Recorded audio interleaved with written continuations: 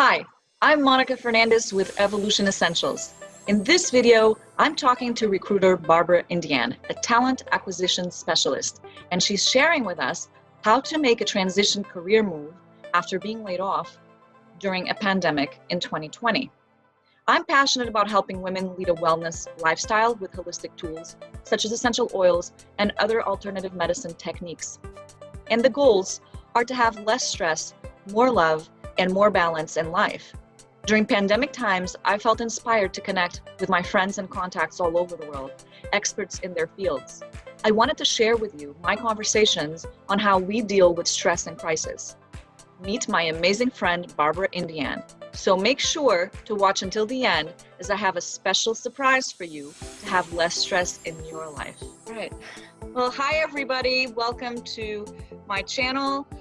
Today I'm talking with Barbara Indiaan about how to make a transition career move after being laid off during a pandemic in 2020.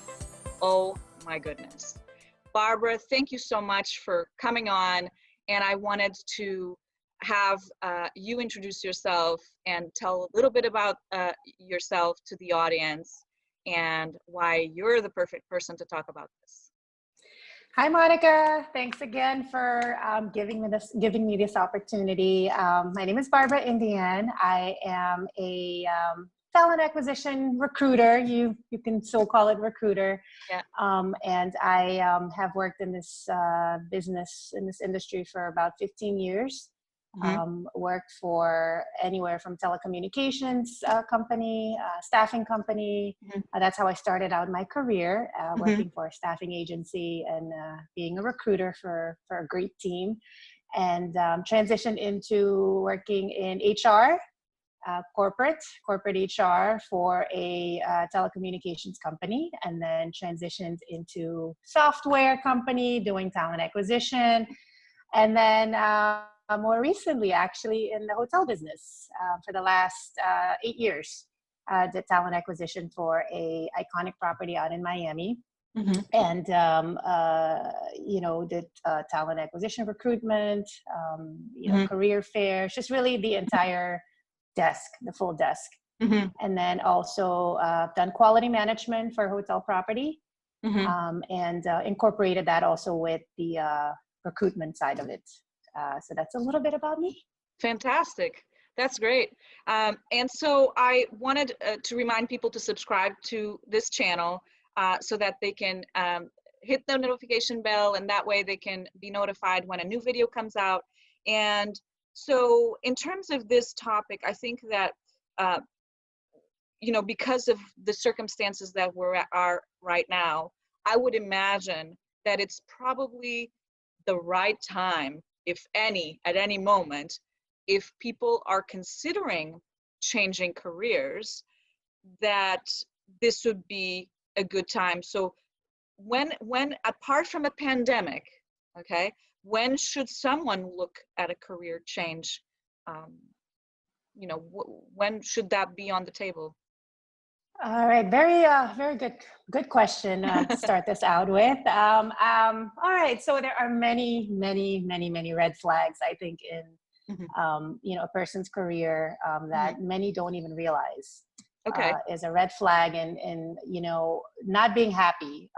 You're not happy with your job, or you're not happy with the career, and it's tough sometimes to pinpoint and say, all right, this is the red flag, this is it. Many people choose salary as a reason to start looking elsewhere, but mostly happiness. You'll see many job postings nowadays where it's come such a long way. When I think back of 10-15 years ago when I was recruiting, now you see a position with the title of happy customer officer, or a chief happiness manager.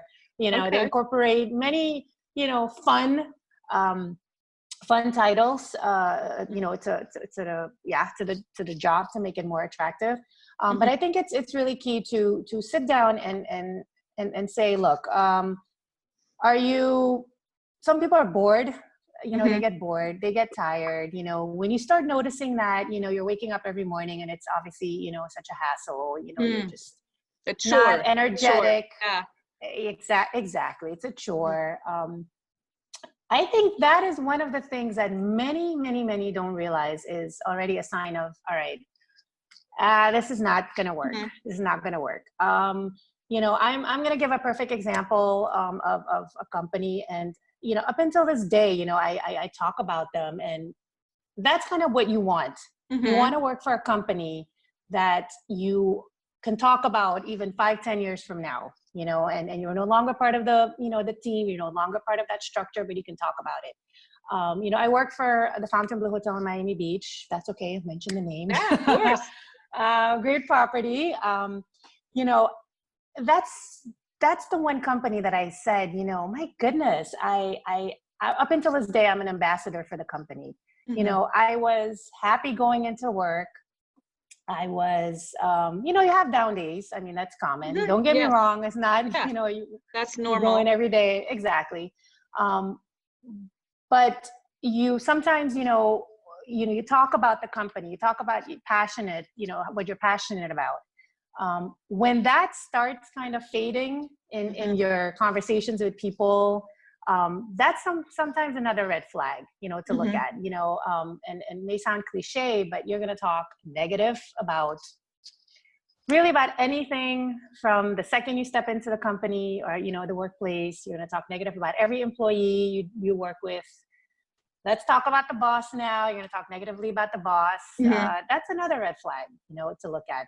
Yeah, that's bad vibes, Zara, isn't it? Yeah, that's perfectly said. Bad vibes, negative vibes. And, you know, I don't even know why I'm still here type of vibe, you know? So that's something, you know, to look out for. And, you know, these are a couple of things that you find in many, you know, many conversations, even pre-COVID, that I even have, you know, encountered with many people. And then you ask them a question, you know, maybe it takes one person or, you know, maybe you're the second person and ask them, you know, are you happy with your job? Or, and then there comes that story, you know, and then you pull it out of them. So I'm not saying that I can filter it out when someone's unhappy with their job, but I think it comes with, you know, my expertise and experience. You know, I've interviewed hundreds of candidates from different industries, and you relate to them in one way or another. Absolutely. And, you know, without naming names of any other companies, you know, I've worked also for other companies where, you know, actually one other company where I'm like, yeah, red flags were there and I failed to see it. And, you know, and now thinking back, you know, almost, you know, more than 10 years later, like, goodness, could I not have known that that was already a sign? And that goes back to these type of things, you know, unhappiness. And then another thing is also, you know, you start looking at your relationships, where, you know, a keyword, it may sound silly to some, but you become maybe aggressive, you know, if you're the most kind-hearted person, you become aggressive in your, you know, your conversations, you're very, maybe defensive, you know, little things here and there about your attitude start changing, your personality. And it's red flags there also. And then, just key things to look out for, and don't let that slide, you know, sit down and consider and think, maybe that's why, maybe I need to reconsider why I'm here. Yeah, I think that you know, when you have met somebody that is miserable at their job, it's very visible and it's very evident, and that Absolutely. can translate into every piece in their life. I mean, if they're miserable in their job, if there's, you know, working 8 hours a day in the same place and they're miserable, if you're not loving what you're doing, it's going to show everywhere else. It's going to show in your health. It's going to show in your relationships. It's going to show in your family and just your peace of mind, which is probably not there. But so if somebody has made that decision, they've seen those red flags and they're like, okay, it's time for me now to completely change careers. What is the first step? What's the first thing that they should do? First things first, be proactive and assertive. Every job or career move that you make will need, especially now, will need that extra, on top of that extra, how do I say that? More of assertiveness and kind of saying, the job's not going to find me, because there are obviously millions of people now that are competing against probably the same position. That was the case already before, but keep in mind, you had moments, in the economy where it's either a candidate market or it's an employer's market, right? So now it's kind of, a bit more challenging, because you are going to feel you're ready to do it. But what are the steps to take? Because you're applying to hundreds of positions, all automated. You get the rejection emails, and that's going to come with, self-worth also. Am I worthy? Am I valuable? There's going to be tons of, mixed feelings going through while you're applying. But first things first is to be proactive. Make sure your resume is as updated as possible. And I'm just going to briefly go into this, because there's tons of information on the internet and Google and whatnot, is to, keep your resume, 1 to 2 pages at the most. Keep in mind, I'm just going to go based on my perspective as a hiring manager, what I look for. Of course. I have seen lengthy resumes, 3, 4, 5 pages. Oh my goodness. Extremely unorganized. And then, when I finally, first of all, those are the types of candidates that I'm sorry to say, but it goes into my thanks but no thanks bucket list, the recycling bin. Yeah. Recycling bin. Well, not even recycling, because I will most likely, or actually I will not look at them at all again. So it's kind of thanks but no thanks. And, as a recruiter or a hiring manager, it's tougher, because you're going to get a lot more candidates. So the waiting time now for the candidates will be a lot longer. And being, as proactive and assertive as I may sit here and tell everybody to take that into consideration, you go weeks and you don't hear from the recruiter. Or first of all, that's another thing that I'm big on, following up. You follow up, but it has to go both ways. And a candidate should, if they're really interested in this position or the company, they should follow up with an email. Obviously, things are automated, so that makes it sometimes tougher. You got to do the legwork. Everybody has to be involved, not just the employer. The candidate has to also do the legwork. So I think it's important that the candidate follows up, but not give up. Obviously, don't give up on that piece. You have thousands of different job sites you can go to, but filter out the job sites such as Indeed, again, LinkedIn, which I've said many, many, many times.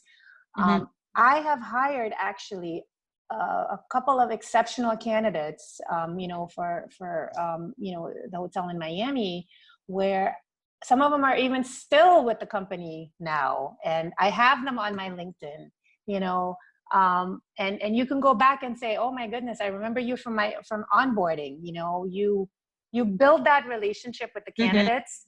But it goes both ways, because recruiters nowadays are so overwhelmed and swamped, right? So what happens is, and that goes for both, and they'll agree with me, any recruiter, hiring manager that watches this,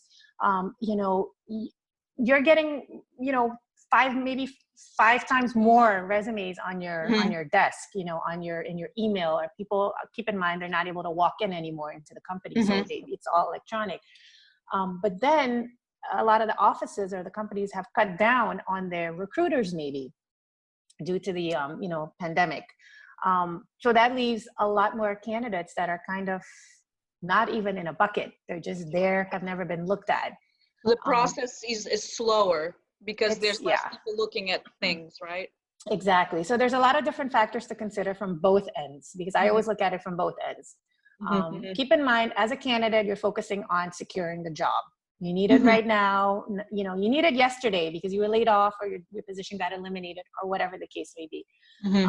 So it's important to really filter out, and that's key, filter out the right job sites to go on to, because you don't want to waste time. I mean, you know, it's so important also. It's so crucial, you know, not because you're sitting at home and you have, you know, 24 hours almost now to sit down and think and how many jobs am I going to apply to? You want to really use it efficiently and effectively and say, okay, look, if I've had luck with Indeed, I had luck with, you know, whatever, you know, H careers type of whatever website, you know, go on there and focus on those websites. 3 to 5, you know, it's not really about the number, but just the efficiency. And then here comes staffing agencies. And I'm a big believer with having really a great experience with staffing companies, recruiting companies. And it's international. It could be, you know, anywhere.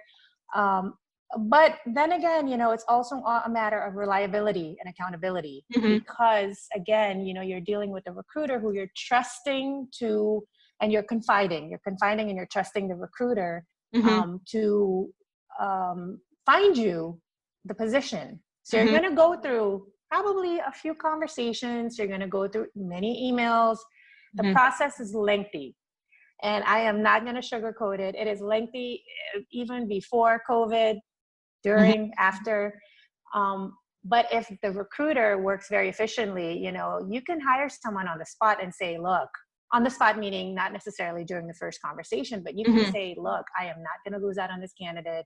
You know, if it's a really, really, really great recruiter, or one that really cares also about the candidates, you know, you have to trust that it will work out. It's like a relationship, because you're building that relationship. You'll go weeks sometimes talking to this recruiter. So you have to kind of build that.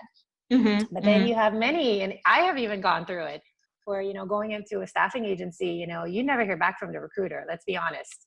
You never hear back from the recruiter. You don't get an email. You don't even get I received your resume. You don't even get any of that. That's disappointing. It's very disappointing. That's a perfect word. It's disappointing. But, you know, now I'm saying, you know, don't focus too much on that recruiter. Keep it going. Because what many candidates do, and I hear this story from personal experiences, you know, when I'm talking to candidates, oh, you know, I contacted that recruiter and that company, not to name names. And I'm thinking, goodness, these are like big corporations, you know. Have I had colleagues that have done that? Absolutely, you know, and they don't call back.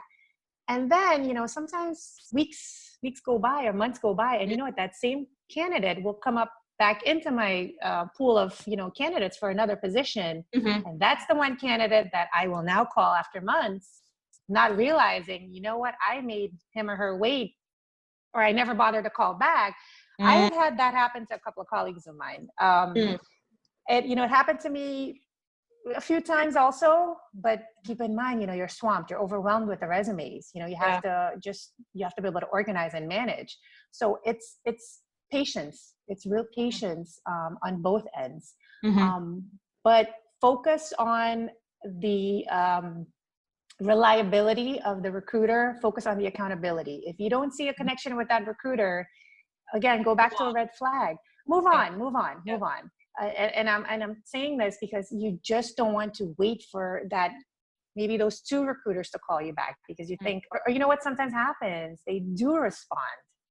And then they give you great feedback, and then you don't hear from them again, you know, and that is just really, that's in reality how it happens. But I do say that as a candidate, what makes you a great candidate is keep it professional, obviously. Do a follow-up, but the recruiters end, you know, on their end, they also have to do the same. Be professional. You know, sometimes I say, you know, I do an automated, not an out of office, but kind of like an automated email, you know, after I send out you know, or I get an email, right? Someone sends, you know, a resume, you know, do that. You know, if you know you're swamped with responding, you know, and typing up emails, do a generic, you know, email, get back to you within, you know, whatever, 24, 48 hours, things like that. You have to be creative with keeping your candidates in the loop, because one day you may end up calling that person again. Hmm. So what if somebody is unsure which career to pick? Like they know they don't want to be doing what they've been doing, say, for a long time, or even maybe they've been laid off, but they really don't want to go back to that type of career and they want to pick something new. What advice do you have for them? I definitely say look at your passions. Go back to first of all, I always say that to actually some of my candidates who come in, or anybody that I meet or interview. Sometimes they're like, and they're honest about it. They say, I don't know if this position is really for me, right? And then as the recruiter I am, I want to know. I want to know why. Hmm. It's important to know your skill set. Sometimes it's good to take your resume, print it out if you have to, print it out or pull it up on your computer, and just go back to maybe your most 3 recent positions, and then Hmm. look at your accomplishments. Have you met your targets? I mean, look at your performance wise. What Hmm. were you great at, and how did you get to that point? So that's why it's so important to keep your resume up to date. Hmm. For example, I've seen in the past where softwares, for example, like technology, right? Many have used a certain program, but don't update it on the resume. And then they're interviewing and then they mention it. And then you look on the resume and it's like, okay, it's not there. But Oh, wow. if it's relevant, or they forget, it could be that they forget, Hmm. right? They forgot to include it on the resume. If it's relevant to to the position you're applying to, right? Get it on or have it on your resume. I think it's important to filter that out. Filter out your passions. Hmm. Filter out your creativity. What are you So great at? yeah, so if you don't have those qualifications, that you if you think you don't have those qualifications, so you're saying to really home in on the accomplishments that you've done in the past and sort of extrapolate those qualifications or those accomplishments and kind of filter what could be applied for that job. Yeah, so it's exactly very very to simplify that. It's easy to say, okay, it's an accomplishment. What really will that make me consider, right? What will this make me maybe consider my other passions, or maybe passions that I haven't pursued? It's important to look at and then say from those skills and say, you know what, but I can maybe do this better, and I could have been more creative. Like you're Hmm. actually going back and kind of rereading your career. Hmm. How Hmm. did you get here? Um, Hmm. that's a way to look at, because it's a question mark. It's a question mark. Hmm. You can't just, some people don't know. Some people don't know. They sit there, they do a job and they just don't know. So maybe, that's a good way to start. And then obviously you have to be open to talk to the right people, because I have dealt with a career coach. I remember in college, I dealt with, a couple of career coaches while I was, getting my bachelor's. I learned quite a few things on how you can filter out really, what are you good at? Yeah, many people will say, I mean, career coaches will tell you that. What are you good at? Many people don't know what they're good at. Hmm. So it's hard to answer that question, Hmm. or to even come up with anything when somebody asks you that. So it's important to really sit down and think of what you're passionate about. And it may take some time.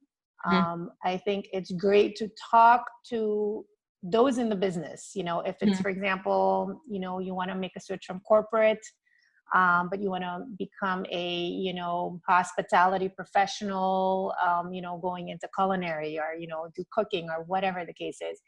Um, connect with those people, 1 or 2 or 3 people that can tell you a little bit more about how they got there. Hmm. I think it's important. Many people think, okay, well, that's just too much effort, and I don't have the time, or I don't know anybody. Hmm. Um, but there are platforms all over now, as far as social media. Yeah, I mean, You you can go LinkedIn, on. you mentioned LinkedIn, that could Exactly. be a good thing. That's one of So, them. So it can take some time. Many will say, okay, you're good at drawing, or you're good at art, or painting, or whatever the case is. Sometimes that it takes time, but you have to really either be open-minded and talk about it, and talk to the right people, obviously, because you need to talk to your friends or family, and they're going to say, okay, that's a really crazy idea and it's not going to work, or Not the right kind of support. It's not the right kind of support. But I strongly believe that, because I've even went through it. I go back to my my resume and I see, oh my goodness, I'm not great with technology. I'm not an IT person. I've talked to many IT people, but I'm good with talking to people. I'm good with the interaction with people.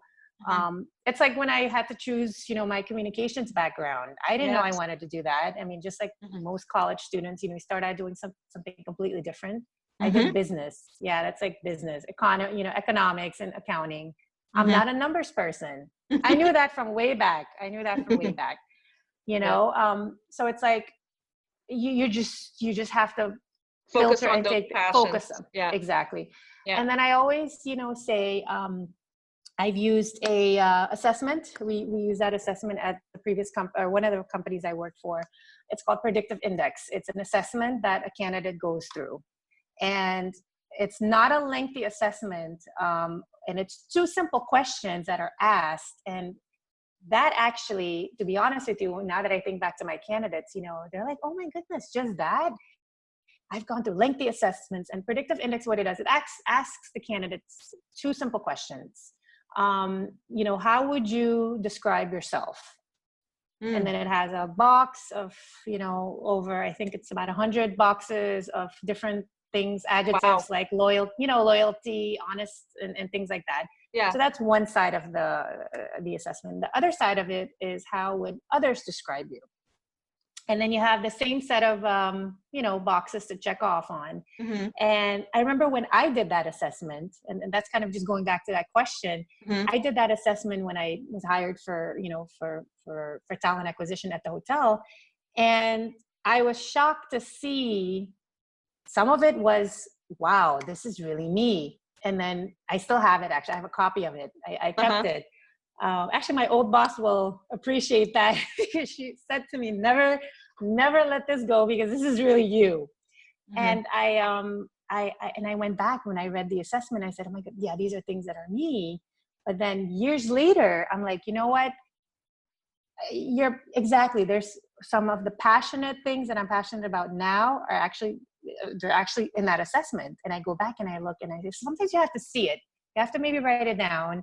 And that's why I kind of reflect back on your resume, and then many who don't have a resume, well, it's time to get that going, because companies will, many think, I don't have a resume. I'm just going to walk in, I'm presentable. I have a great attitude. Absolutely. That's good too, because we look at that. But for those that really want to make that career switch, start off there first. Because you don't want to get yourself back into that same position, because you're going to go back and say, okay, look, I'm comfortable doing this. Because that's another thing. People are just comfortable. They're very comfortable, and you have to be willing to learn new skills. And that, I think, is key. And if you're open to that, I think it'd be a bit easier to reflect and say, all right, career move is going to be now this. And start off slow, or look at job descriptions. That's even something else that I recommend. Go online, look at companies, research the companies, and look at job descriptions, job postings actually, and see, wow, maybe this is something that I'm good at, or maybe it's not. And ask people. Kind of do a little survey. For those who know me, actually, and sometimes it's funny because I do surveys, and I call them surveys. Like, and it's, they don't even realize I'm doing a survey. It's funny because you kind of want to know their opinion. How do they feel about it? You're polling them in a way, right? You're polling them, yeah. And I do that quite often, but that kind of is like maybe my HR mindset. Yeah. You want to kind of filter out, what does this person think? But and then you'd be surprised, ask people close to you sometimes that question, how do you describe me? What Oh, do you that's a think really I'm good at? a good tool. Yeah. I Yeah. think What that's do you, wonderful. yeah. What do you think Great. I'm good at? So yeah, those are things to look for. Great, great. So I wanted to tell people, if you're enjoying this video, that you might want to check out this video over here that I made with Barbara on how to cope with the stress of unemployment and furlough. And I think this is very, very needed right now during this pandemic, because there's so much more numbers in unemployment. So aside from a career change that we're covering now. So I wanted to ask you if age matters.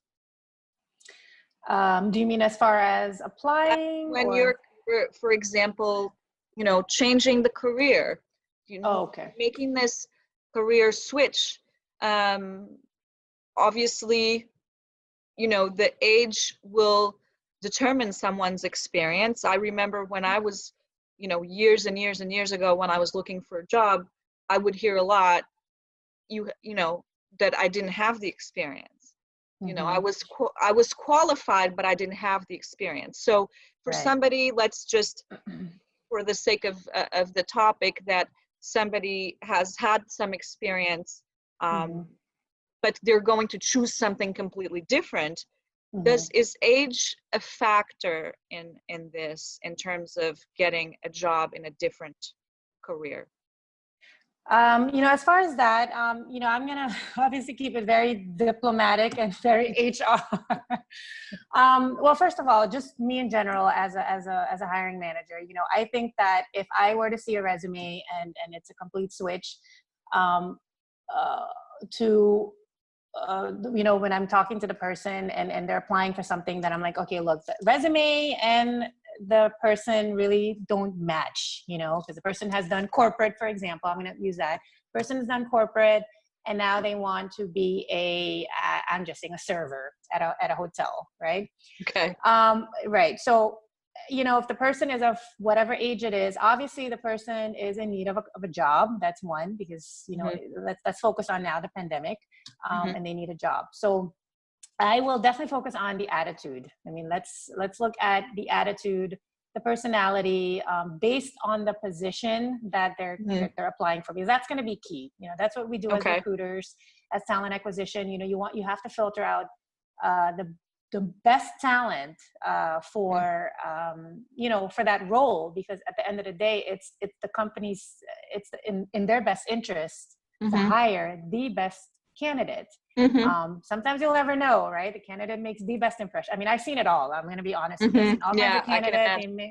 They make the best impression, have the best handshake, the whole 9 yards. And then, 3, 4, 5 months later, they do the craziest thing in the company that, if you ever were to see them out on the road or something, you really want to know, really, you made me go through your onboarding, for What weeks happened, on right? end. What happened, right?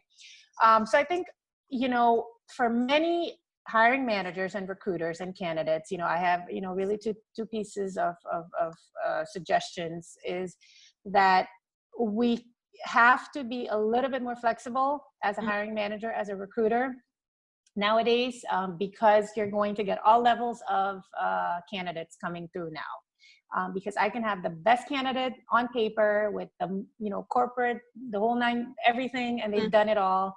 And they come in and they are so willing just to take Anything. Anything, but don't walk into that environment saying, because that's another thing, people are applying, I'll do anything. I mean, I've heard that so many times, that answer to me is already a no, because then I'm already like, look, I don't think It's not specificity, no. right?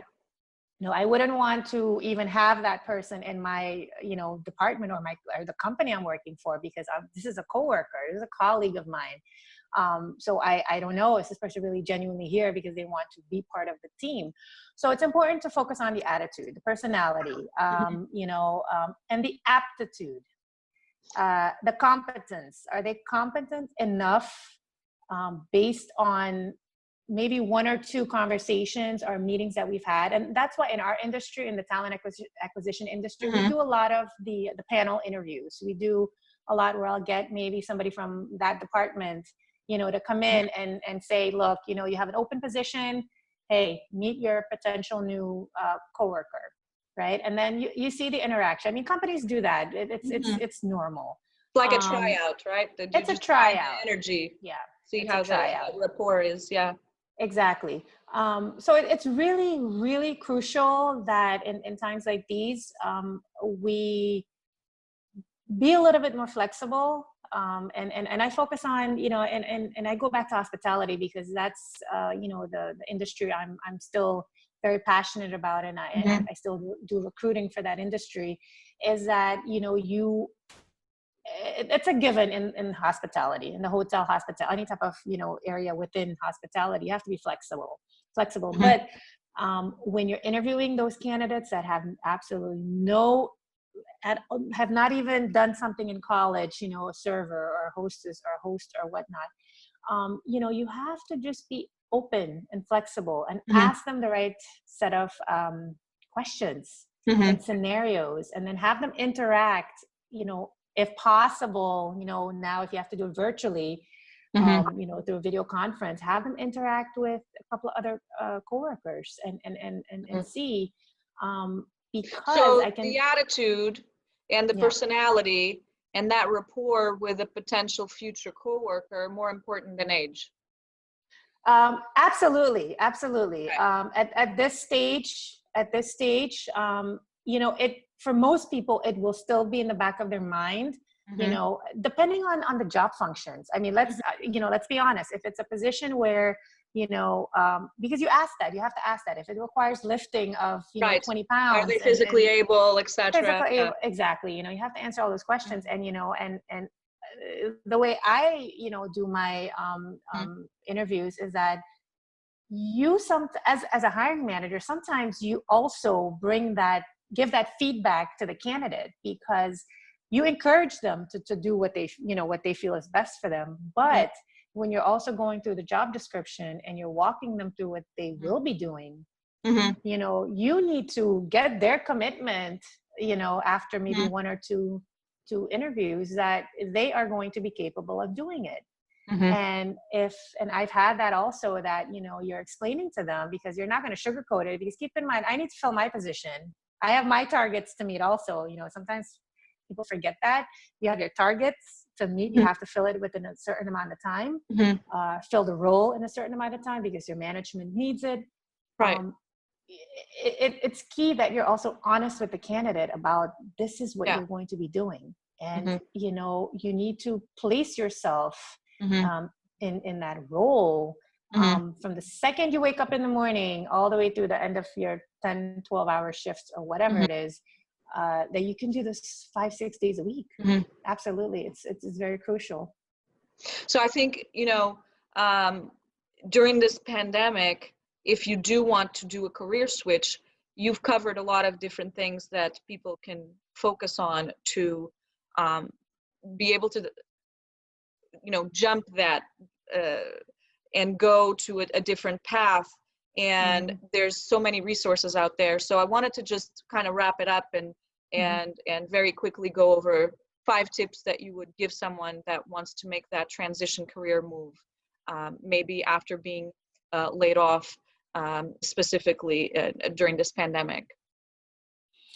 Yeah. So first thing is to have a positive mindset, as in it's not just you, because many will sit there and think, feel sorry for the situation, and it's not.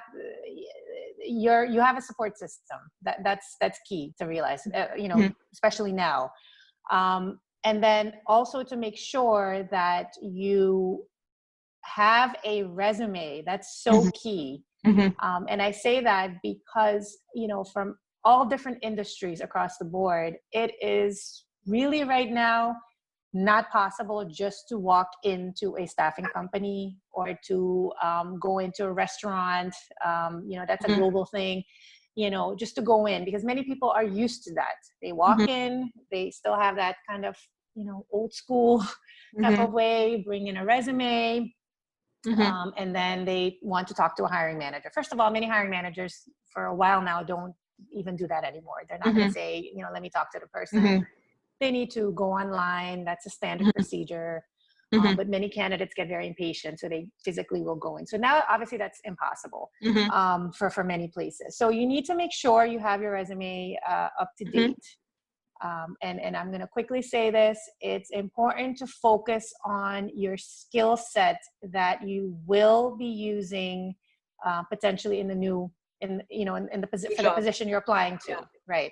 Up until this day, even 15 years of doing this, many candidates will still say, okay, I only have one resume.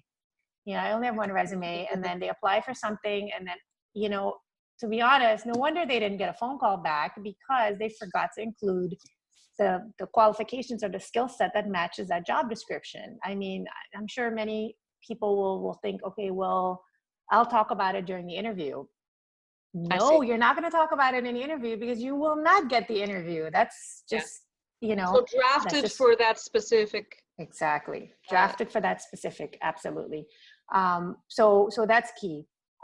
Then secondly, now with the video conferencing, Zoom, virtual, just how we're doing now, it is important to treat that type of interview as just as the same as if you were interviewing in person.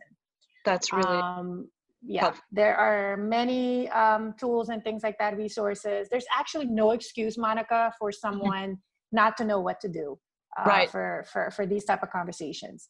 And it is important that you treat that exactly the same way as you dress the part. It varies on the position, because many people ask me, how do I dress for face-to-face, or even on video conferencing. If it's a casual, business casual type of company, you have to research the company, and then based on that, feel it out. You can also maybe, talk to experts, go on in your network and ask. But it's important that you, absolutely. In the probably not wear your pajamas, right? No pajamas. No, absolutely not. Maybe some people do it. I don't know. I haven't. Oh my God. I haven't been through it. I was kidding. I haven't. I see many things, but not that. Okay, good. But yeah, keep it keep it professional. Again, it goes back to flexibility. Yes, you can be flexible with the way you interview. Many interviews are informal, maybe nowadays, because you want to make the candidate feel comfortable. But at the same time, don't ever forget that your professionalism will stand out. That's just that's just key. And then thirdly and fourth, we'll combine those, is that when you're dealing with let's go back to recruiting companies. Now when you're posting your resume somewhere, and recruiters will contact you left and right about all kinds of positions. They will interest you in working with them.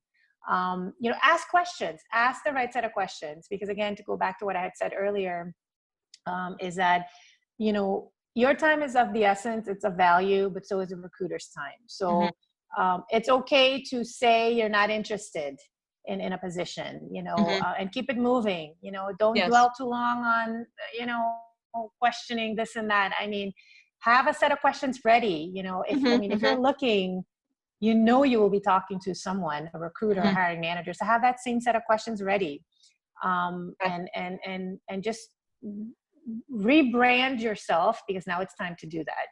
And I hear that a lot when I watch those podcasts and those webinars. Rebrand yourself. I mean, that's so key. The new buzzword, the new buzzword. And I say that also because it is true. You have to rebrand yourself. Learn a different language if you can. I didn't mention that earlier, but learn a different language, because that's a great tip.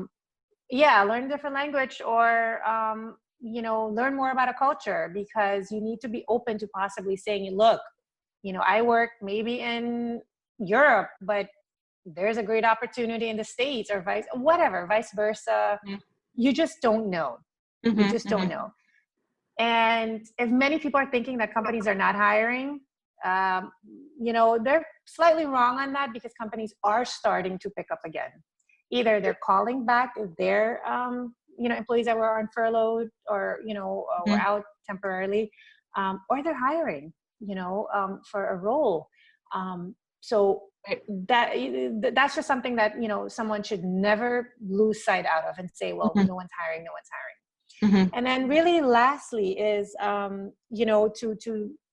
to not ever forget that your mental state, your emotional state, your well-being, your health obviously comes before anything, because you're still going to deal with the internal stresses, and you know what, you can do yoga and you can meditate, you can surround yourself with the most positive people, but at the end of the day, when you're applying for a job or jobs, it's exhausting. I mean, it is exhausting. So key to that is, something that I've done also, find some, some quotes, some positive quotes, as crazy as it sounds, and there's so many out there, remind yourself, really your self-worth. For example, I go back to one of my mentors, that I worked with, one of my trainers, and, she wrote a book, You Can, You Will, You Did, Kristen Mackey. And she, think of people that inspire you with either a training, a book, or whatever, a coworker. And I have many coworkers I can name that still inspire me up until this day, regardless of how far I am in my career or how much I've succeeded.